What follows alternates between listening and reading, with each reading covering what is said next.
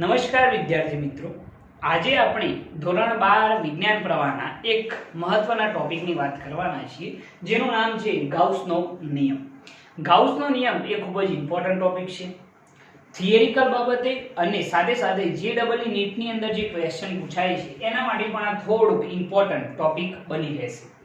તો ગાઉસનો નિયમ કઈ રીતે સમજી શકાય? તો એના માટે આપણે એવું વિચારીએ કે સપોઝ કોઈ એક Q વિદ્યુતભાર છે, બરોબર? કોઈ એક Q વિદ્યુતભાર છે. Q વિદ્યુતભાર હોય તો એની આસપાસ વિદ્યુત ક્ષેત્ર રેખાઓ કઈ તરફ હશે? તો આ રીતે ત્રિજ્યાવર્તી બહારની દિશામાં હશે. ઘણી બધી ક્ષેત્ર રેખાઓ વિચારી શકાય છે, બરોબર છે? તો એની અંદર આપણે જો વિચારવું હોય તો આ વિદ્યુતભારની આસપાસ r ત્રિજ્યાનો એક ગોળાકાર પૃષ્ઠ વિચારીએ છીએ, r ત્રિજ્યાનો ગોળો વિચારીએ છીએ. તો એ ગોળો કઈ રીતે વિચારી શકાય? સમજી લો, હું એમ કહી દઉં કે અહીંયા આની આસપાસ r ત્રિજ્યાનો ગોળો કંઈક આ રીતે છે, બરોબર છે? ઓકે, હવે આ જે ગોળો આપણે વિચારેલો છે, બરોબર, એની અંદરથી ઉદ્ભવતું કુલ ફ્લક્સ આપણે શોધવાનું છે. આપણને એ તો ખ્યાલ છે કે આ ધર્મવીજભાર છે એ ક્ષેત્ર રેખાઓ ત્રિજ્યાવર્તી કઈ તરફ હશે? બહારની તરફ હશે. તો આપણે આ ગોળાની ઉપર રહેલું કુલ વિદ્યુત ફ્લક્સ શોધવાનું છે. આપણે ફ્લક્સ આગળના પાર્ટની અંદર ભણી ચૂકેલા છીએ. મેં તમને ફ્લક્સ ફાઈ બરાબર શીખવાડેલું છે. E સદિશ ઇન્ટુ શું હતું? ડેલ્ટા S સદિશ. જો બંને વચ્ચે ખૂણો થીટા હોય તો આપણે શું લખતા હતા? E into delta S cos theta, બરોબર છે? જો તમે વિદ્યુત ફ્લક્સ જોયું ન હોય તો એ પાર્ટ એક વખત ફરીથી તમારે જોવાનો રહેશે, તો આની અંદર વધારે ક્લિયરલી તમને ખ્યાલ આવશે. ઓકે, હવે અહીંનો આપણે એવું વિચારેલું છે કે Q વિદ્યુતભારની આસપાસ r ત્રિજ્યાનો એક ગોળો વિચારેલો છે અને ગોળા પરનું કુલ ફ્લક્સ આપણે શોધવાનું છે. તો કઈ રીતે શોધી શકાય? તો એના માટે આપણે એવું વિચારીએ કે અહીંનો આગળ એક સૂક્ષ્મ ખંડ વિચારી લઈએ અને સૂક્ષ્મ ખંડ દ્વારા ઉદ્ભવતું વિદ્યુત ફ્લક્સ શોધી કાઢીએ અને પછી સમગ્ર ગોળા પરનો ફ્લક્સનો શું કરી દઈએ? સરવાળો, બરોબર છે? તો અહીંનો આગળ આપણે એક નાનકડો ખંડ વિચારીએ. અહીંનો આગળ આ રીતનો એક નાનકડો ખંડ વિચારીએ, બરોબર છે? એની ત્રિજ્યા તો કેટલી રહેવાની છે? તો r જ રહેવાની છે, બરોબર છે? આ રીતે. ઓકે, હવે અહીંયા આગળ જે આપણે આ ગોળો આખો વિચારેલું છે એના પર જો ક્ષેત્રફળ સદિશ દર્શાવવું હોય તો ક્ષેત્રફળ સદિશ કઈ દિશામાં આવશે? તો આ દિશામાં આવશે, ડેલ્ટા S સદિશ. સાથે સાથે વિદ્યુત ક્ષેત્રફળ કઈ દિશામાં આવશે? તો એ જ દિશામાં આવશે, કારણ કે ધન વીજભાર છે એટલે ક્ષેત્ર રેખાઓ કઈ તરફ હશે? ત્રિજ્યાવર્તી બહારની દિશામાં હશે. એટલે કહેવાનો મતલબ એમ છે કે અહીંયા આ ગોળા ઉપર આપણે જો એક નાનકડો પૃષ્ઠખંડ વિચારીએ છીએ તો એનું ક્ષેત્રફળ સદિશ અને વિદ્યુત ક્ષેત્ર બંને કેવા આવે છે? એક જ દિશામાં આવે છે, બરોબર છે? તો હું તમને એમ પૂછું કે વિદ્યુત ક્ષેત્ર અને ક્ષેત્રફળ સદિશ વચ્ચેનો ખૂણો કેટલો છે? તો તમારો જવાબ શું હશે? થીટા બરાબર 0 ડિગ્રી છે. કેમ? કારણ કે બંને કેવા છે? એક જ દિશામાં છે. તો આ જે ખંડ વિચારેલું છે એની સાથે સંકળાયેલું ફ્લક્સ જો કહેવું હોય તો શું થશે? તો અહીંયા આગળ આપણે લખીએ કે સૂક્ષ્મ ખંડ સાથે સંકળાયેલ વિદ્યુત ફ્લક્સ જો આપણે કહેવું હોય તો કેટલું થશે? તો એના માટે આપણે લખી શકીએ છીએ કે ડેલ્ટા ફાઈ, બરોબર છે? સૂક્ષ્મ ખંડ છે એટલા માટે ફ્લક્સ શું લખીશું? Delta phi is equal to E સદિશ ઇન્ટુ શું આવશે? ડેલ્ટા S સદિશ. આ વસ્તુ આપણે ભણી ચૂકેલા છીએ.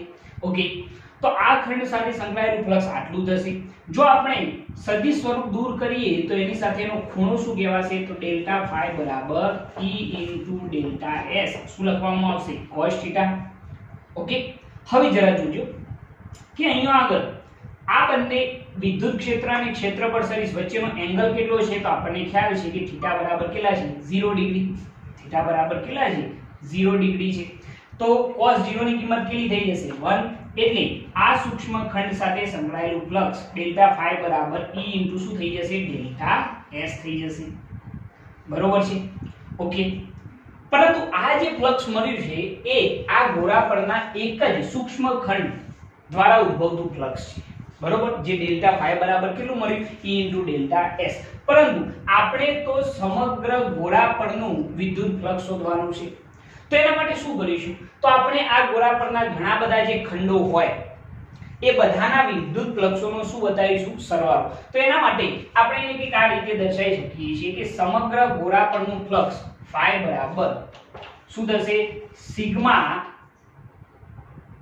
ડેલ્ટા s, એટલે કે સમગ્ર જે ગોળો છે એના પરના સૂક્ષ્મ ખંડોનો સરવાળો, સૂક્ષ્મ ખંડો પરના વિદ્યુત ફ્લક્સનો સરવાળો શું થઈ જશે, ઇન્ટુ ડેલ્ટા phi. બરોબર છે. તો કુલ ફ્લક્સ phi બરાબર sigma delta s, delta phi ની જગ્યાએ લખવું હોય શું લખાશે, e ઇન્ટુ ડેલ્ટા s થઈ જશે. શું કર્યું છે, ખ્યાલ આવે છે ને. મેં અહીંયા આગળ એક જ નાનકડા ખંડ પાસેનું ફ્લક્સ શોધી કાઢ્યું છે. ડેલ્ટા phi બરાબર શું લખ્યું, e into delta s.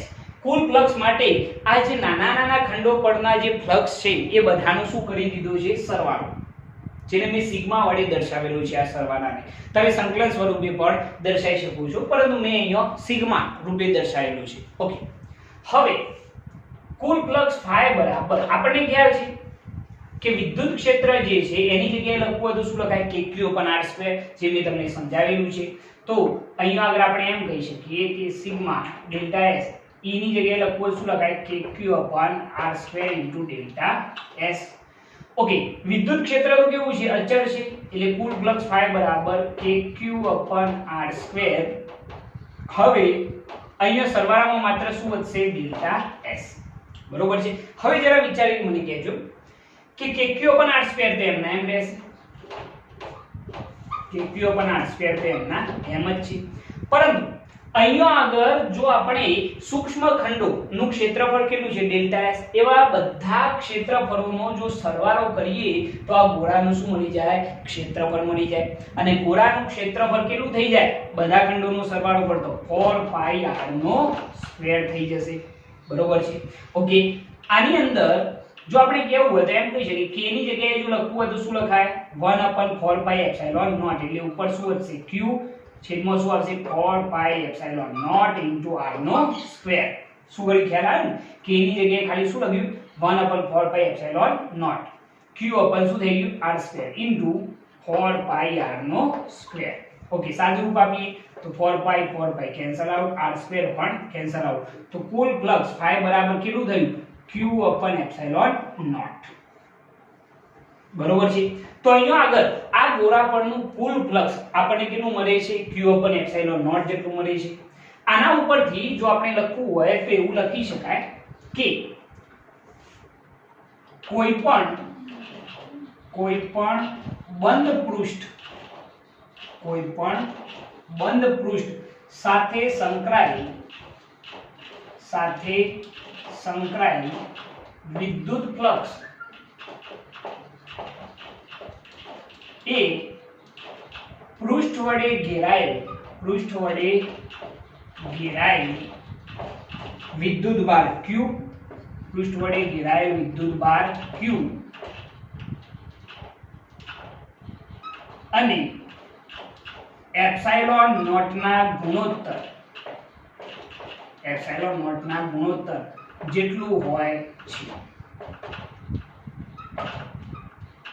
Okay, તો અહીંયા આગળ આપણે શું લખેલું છે, તો અહીંયા આગળ મેં ગાઉસનો નિયમ લખેલો છે. ગાઉસનો નિયમ શું કહે છે કે કોઈ પણ બંધ પૃષ્ઠ, અહીંયા આ વસ્તુ જરૂરી છે કે અહીંયા આગળ ગાઉસનો નિયમ બંધ પૃષ્ઠ માટે જ એપ્લિકેબલ છે. તો કોઈ પણ બંધ પૃષ્ઠ સાથે સંકળાયેલું વિદ્યુત ફ્લક્સ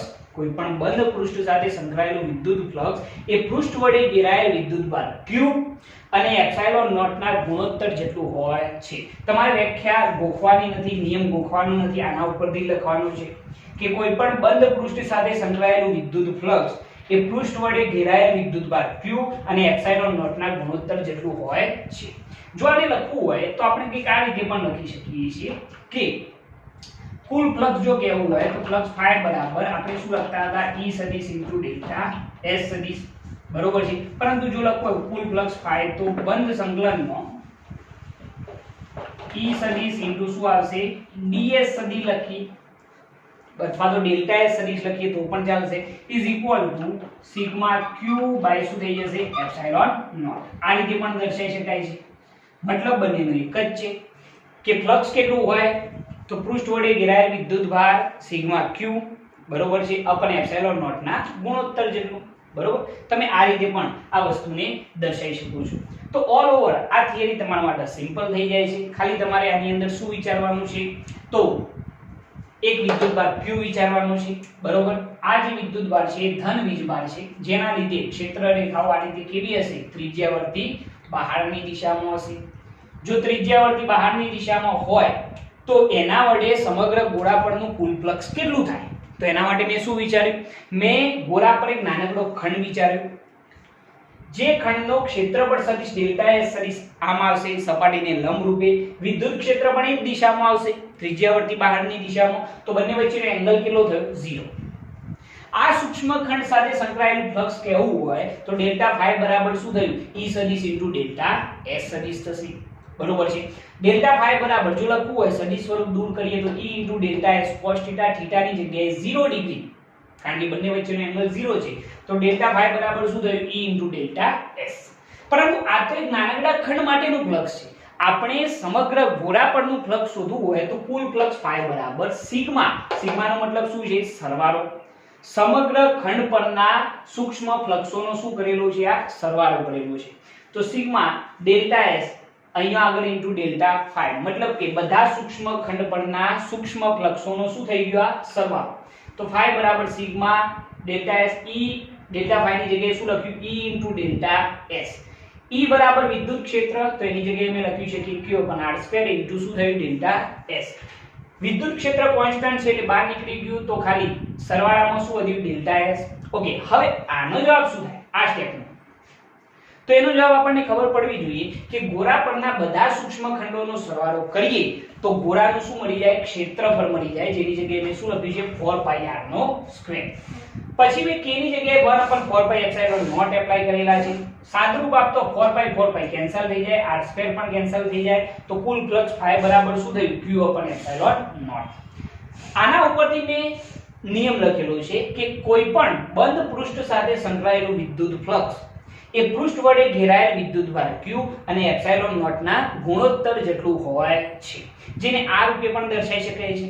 ફ્લક્સ ફાઈ બરાબર બંધ સંકલનમાં E સદિશ * ds સદિશ બરાબર શું થઈ જાય, સિગ્મા Q/ε0.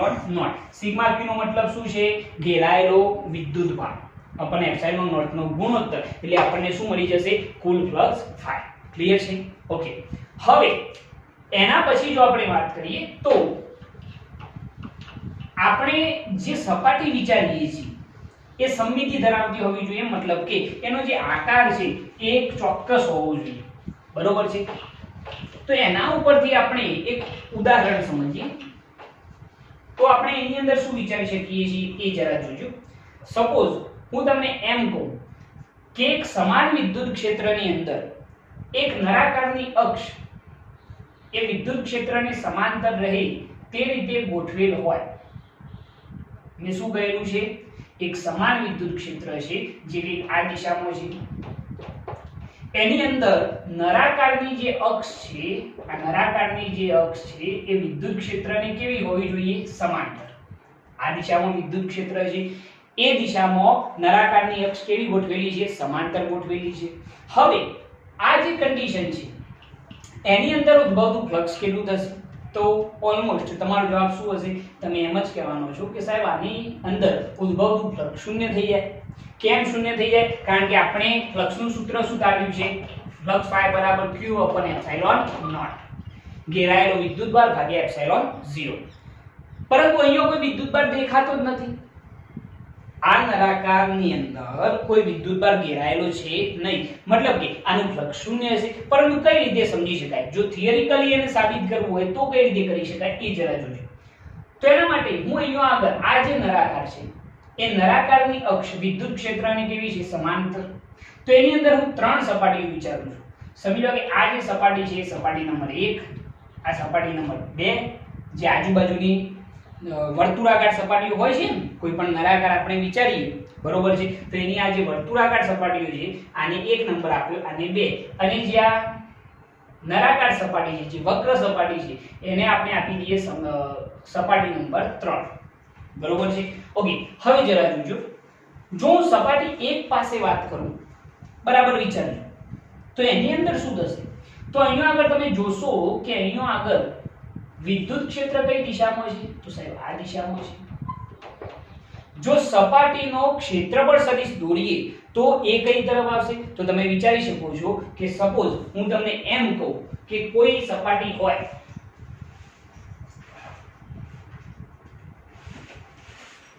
સપોઝ આપણે આ રીતની કોઈ સપાટી વિચારીએ છીએ, બરોબર છે? આ એક નળાકાર છે.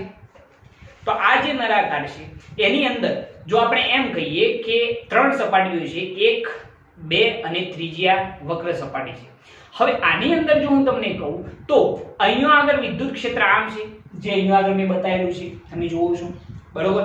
હવે આ સપાટીને લંબ ક્ષેત્રફળ સદિશ વિચારીએ તો કઈ દિશામાં આવશે? આમ આવશે, કારણ કે સપાટી આવી છે, સપાટીને લંબ વિચારો તો કઈ દિશામાં આવે? આ દિશામાં, બરોબર છે? તો એ કન્ડિશનમાં વિચારીએ છીએ તો વિદ્યુત ક્ષેત્ર આમ છે, ક્ષેત્રફળ સદિશ કઈ આ દિશામાં આવશે. સપાટી નંબર 1 નો ક્ષેત્રફળ સદિશ છે, એટલા માટે એને આપણે શું કહી દઈએ? S1 સદિશ, બરોબર છે? ઓકે. હવે જરા જોજો કે જો હું સપાટી 1 માટે વાત કરું, સપાટી 1 માટે, તો સપાટી 1 માટે ઉદ્ભવતું ફ્લક્સ જો કેવું હોય તો એ ફ્લક્સને આપણે કહી દઈએ ∅1. તો ∅1 બરાબર E સદિશ ઇન્ટુ શું આવશે? S1 સદિશ, બરોબર? તો ફ્લક્સ ∅1 બરાબર જો સદિશ સ્વરૂપ દૂર કરીએ તો શું થઈ જાય? E S1 cos θ, બરોબર છે? મેં અહીંયા આગળ શું કહેલું છે કે સપાટી નંબર 1 વિચારેલી છે, એની અંદર વિદ્યુત ક્ષેત્ર આમ છે, ક્ષેત્રફળ સદિશ આમ છે, તો એના દ્વારા ઉદ્ભવતું ફ્લક્સ ∅1 બરાબર E સદિશ ઇન્ટુ શું થયું? S1 સદિશ. જો બંને વચ્ચેનો એંગલ થીટા હોય તો આપણે શું લખીએ? ∅1 બરાબર E S1 cos θ. હવે થીટા બરાબર કેટલો થશે ખૂણો? ધ્યાનથી જો, આમની વચ્ચેનો એંગલ કેટલો થાય છે? તો થીટા બરાબર આપણને કેટલો દેખાય છે? 180 ડિગ્રી. તો અહીંયા આગળ જો આપણે કિંમત એપ્લાય કરીએ તો ફ્લક્સ ∅1 બરાબર E S1 cos 180 degree. cos 180 ની કિંમત કેટલી થાય? -1. તેથી ફ્લક્સ ∅1 બરાબર આપણને જવાબ મળશે E S1, પરંતુ કેવા? માઈનસ. તો પ્રથમ સપાટી દ્વારા ઉદ્ભવતું ફ્લક્સ ∅1 બરાબર શું થયું? -E S1 થાય છે. ઓકે. સેમ એ રીતે જો હું સપાટી નંબર 2 માટે વાત કરું, સપાટી 2 માટે તો શું થાય? જરા વિચારજો. વિદ્યુત ક્ષેત્ર કઈ દિશામાં? આમ છે, બરોબર છે? આ ક્ષેત્રફળ સદિશ કઈ દિશામાં આવશે? તો એ આ દિશામાં આવશે, કારણ કે આ બાજુની સપાટી આવશે ને, તો ક્ષેત્રફળ સદિશ કઈ દિશામાં આવશે? આમ આવશે. તો આ બંને વચ્ચેનો એંગલ કેટલો થયો? તમે ઈઝીલી કહી દેશો કે એંગલ જે છે એ θ બરાબર કેટલો થાય છે? 0 થાય છે, બરોબર? તો બીજી સપાટી માટે ઉદ્ભવતું ફ્લક્સ ∅2 બરાબર જો કેવું હોય તો E સદિશ ઇન્ટુ શું આવશે? S2 સદિશ. તો ફ્લક્સ ∅2 બરાબર E S2 cos θ, બરોબર છે? અને થીટા ની જગ્યાએ કેટલા ડિગ્રી લખીશું? 0 ડિગ્રી. cos 0 ની કિંમત કેટલી થાય? 1. તો ફ્લક્સ ∅2 બરાબર કેટલું થઈ ગયું? E S2, બરોબર છે? ખાલી આપણે એંગલ એપ્લાય કરવાનું છે એટલે તમને આ સપાટી દ્વારા ઉદ્ભવતું ફ્લક્સ મળી જશે. સેમ એ રીતે જો આપણે એમ કહીએ કે સપાટી નંબર 3 જે છે એ સપાટી 3 માટે જો આપણે વાત કરીએ, આ જે સપાટી છે જે વક્ર સપાટી છે, જે આપણે હાલ વાત કરી કે 3 સપાટીઓ અહીંયા આગળ આપણે વિચારેલી છે કે આ જે નળાકાર છે એની અંદર આ પ્રથમ સપાટી છે, આ બીજી સપાટી છે અને ત્રીજી સપાટી કઈ આવશે? જે આ વક્ર સપાટી છે, બરોબર? હવે આ જે વક્ર સપાટી છે એના માટે જો આપણે વિચારીએ તો શું થાય? તો એના માટે વિદ્યુત ક્ષેત્ર તો આમ જ છે, બરોબર છે? આ સપાટીનો ક્ષેત્રફળ સદિશ કઈ દિશામાં આવશે? તો સપાટીને લંબ રૂપે કઈ તરફ આવશે? ઉપર તરફ આવશે. એટલે ક્ષેત્રફળ સદિશ S3 સદિશ આમ થઈ જાય, બરોબર છે? તો એમની વચ્ચેનો એંગલ કેટલો થઈ જાય? 90 ડિગ્રી થઈ જશે. તો એના માટે જો આપણે ફ્લક્સ શોધીએ તો ફ્લક્સ ∅3 બરાબર E S3 cos θ, બરોબર છે? ઓકે. તો ફ્લક્સ ∅3 બરાબર E S3 cos કેટલા આવશે? 90 ડિગ્રી, બરોબર?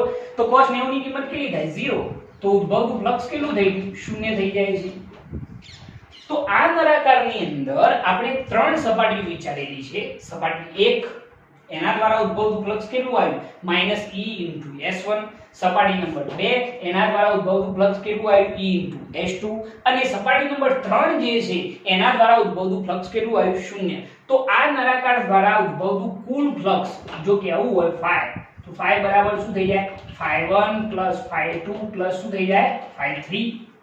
તો કુલ ફ્લક્સ ∅ બરાબર ચલો ∅1 ની જગ્યાએ શું લખાય -E * S1 પ્લસ ∅2 ની જગ્યાએ શું લખાશે E * S2 પ્લસ ∅3 ની જગ્યાએ કેટલું આવશે 0.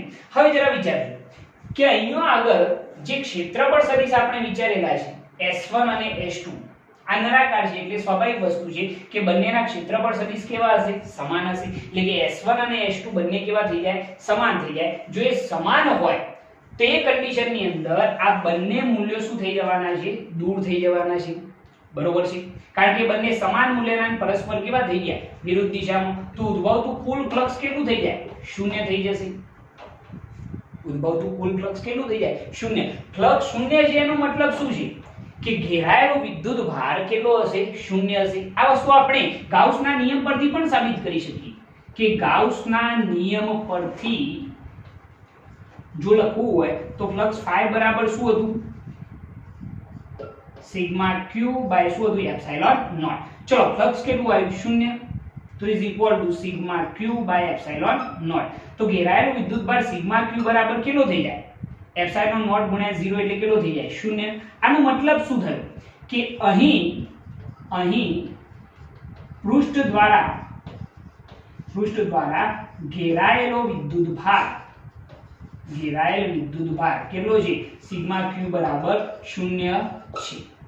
બરોબર છે કે અહીંયા આગળ જે આ નળાકાર સપાટી છે એના વડે કોઈ વિદ્યુતભાર ઘેરાતો નથી. એ વિદ્યુતભાર કેટલો આવે છે તો 0 આવે છે. ખ્યાલ આવે છે ને આની અંદર? ઓકે તો આ રીતે તમે આ થિયરી સોલ્વ કરી શકો છો. ઓકે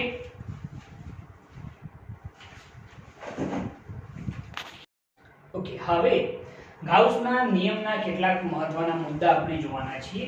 તો એ મુદ્દા શું છે? સૌપ્રથમ પહેલો પોઈન્ટ જો આપણે વિચારવો હોય તો પહેલો પોઈન્ટ એવું વિચારી શકાય કે જો સપાટી દ્વારા અથવા તો બંધ સપાટી દ્વારા ઘેરાતો વિદ્યુતભાર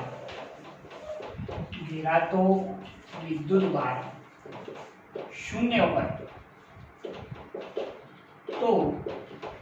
તે બંધ સપાટી સાથે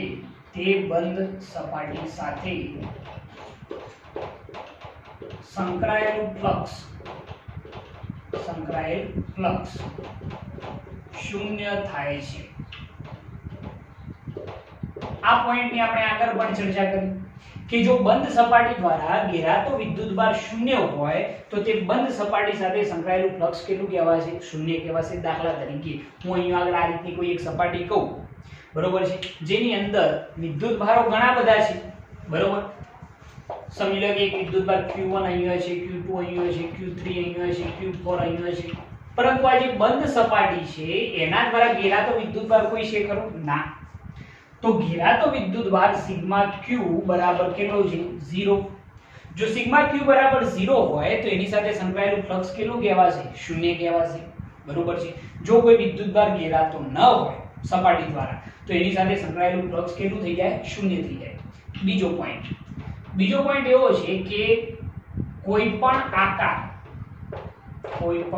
આકાર કે પરિમાણ માટે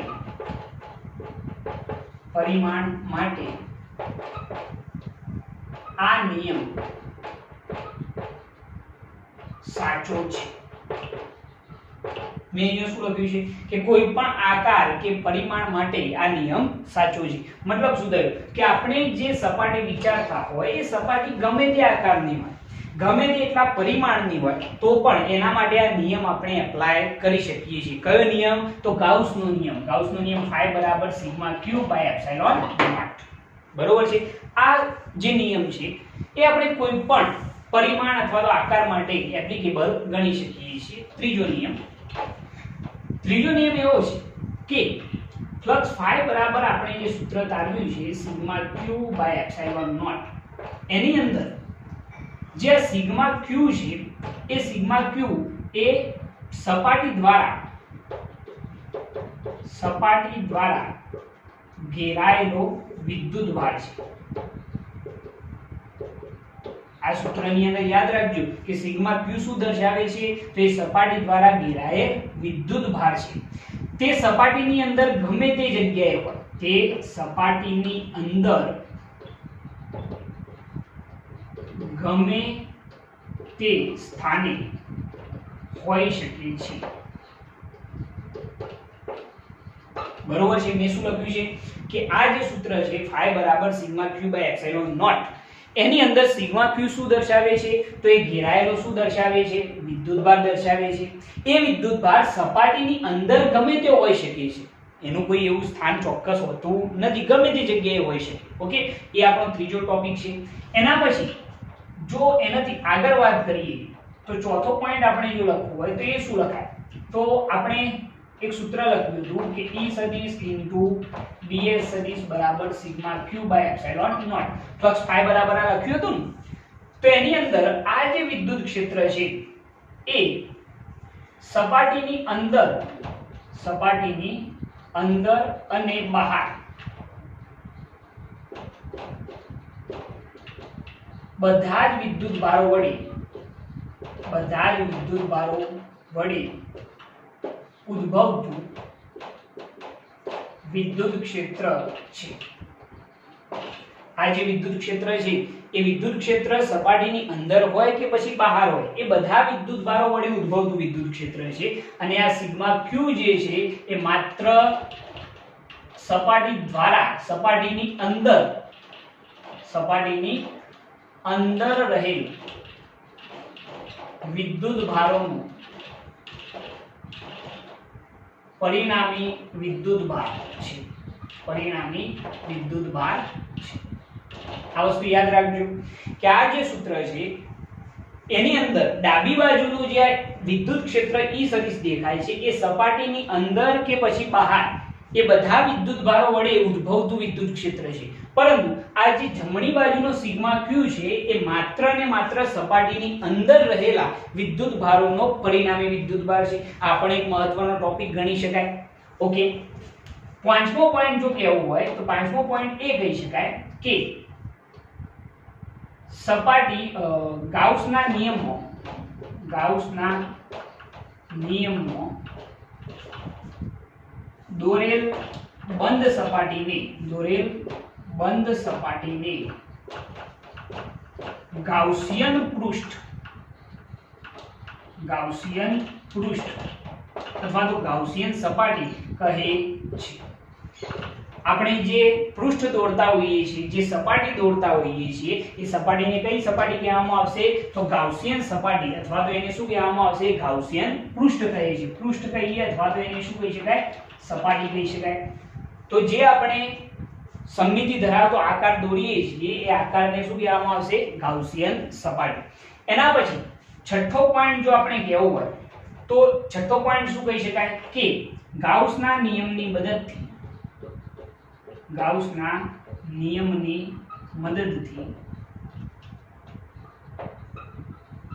સમમિતિ ધરાવતા કોઈપણ તંત્ર દ્વારા ઉદ્ભવતું વિદ્યુત ક્ષેત્ર સરળતાથી શોધી શકાય છે. મેં શું લખ્યું છે અહીંયા આગળ કે ગાઉસના નિયમની મદદથી સમમિતિ ધરાવતા કોઈપણ તંત્ર દ્વારા ઉદ્ભવતું વિદ્યુત ક્ષેત્ર સરળતાથી આપણને મળી જાય છે. એટલા માટે તો આ નિયમ આટલો ઇમ્પોર્ટન્ટ છે કે તમે આ નિયમની મદદથી સરળતાથી વિદ્યુત ક્ષેત્ર શોધી શકો છો. બરોબર છે. એના પછી સાતમો પોઈન્ટ કે ગાઉસનો નિયમ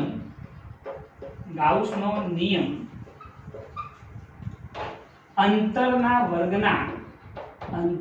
વર્ગના વ્યસ્ત પ્રમાણને રજૂ કરે છે, અથવા તો અંતરના વર્ગના વ્યસ્ત પ્રમાણમાં હોય છે. એમ પણ લખી શકીએ. તો આ 7 પોઈન્ટ છે જે આપણા માટે ઇમ્પોર્ટન્ટ રહેશે. બરોબર છે? ઓકે, આ 7 પોઈન્ટ તમારે વ્યવસ્થિત યાદ રાખવાના રહેશે, કારણ કે આના ઉપરથી ઘણા બધા પ્રોબ્લેમ તમે ઈઝીલી સમજી શકો છો. આ બેઝિક વસ્તુઓ છે દરેક. ઓકે, જો તમને અમારી આ ચેનલ પસંદ આવતી હોય તો અમારી આ ચેનલને લાઈક કરો, શેર કરો, સબસ્ક્રાઇબ કરો અને બેલ આઇકન સ્ટાર્ટ કરો, જેથી અમારા આવનારા વિડીયો તમને મળતા રહે.